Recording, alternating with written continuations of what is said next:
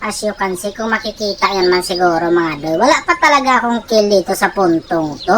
Ni assist, wala talaga ako mga doy. Kaya ito yung pinakaunang first move ko na para makakuha ng kill sa pagkakataon na to. Pero bakit ganun? What's happening? Madaldal ka eh.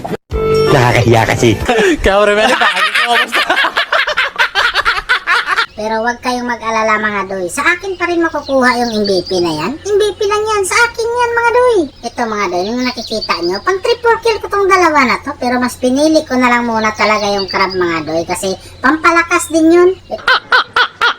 Ito, dagdag pang palakas din mga doy. Yung pagong na to, ay ako rin makakuha niyan. Ay kahit tumalon pa yung Sylvana na yan mga doy. Wala namang magagawa sa retrihan yan. Uy, hala ka. Napahiya ata ako ah. Kaya dito, tamang post na lang ako. Kaya lang, nandito yung dalawa mga doy. Bibigyan ko naman sana ng discount yun. Kaya lang, mukhang alanganin yung kaintang ko. Kaya hindi ko na pinilit yun mga doy. Baka kasi magkamali yung wrong mobs ko, mahirap na. Baka masayang yung pagiging MVP natin yan. Ang lakas rin talaga ng tama ng badang. Nagtatago dito sa tanglad. Tapos wala naman pala yung taon siyang ultimate.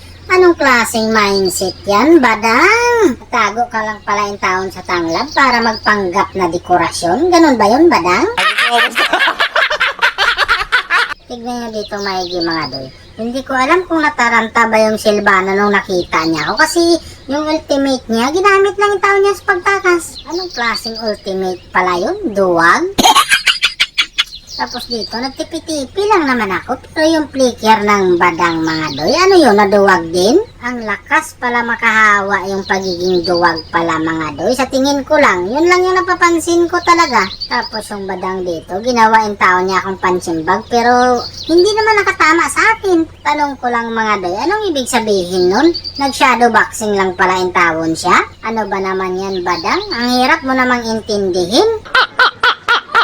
Sa puntong to, hinintay ko lang talagang papasok yung Carmela tapos sundan ng Teresla namin mga doy. Tsaka din ako papasok.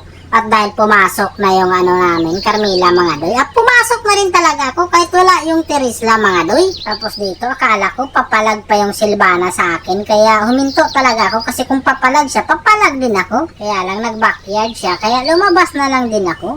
Tapos nung bumalik siya mga doy, bumalik din ako. Sus Mariusip, bumalik ka pa tapos uuwi ka lang din pala?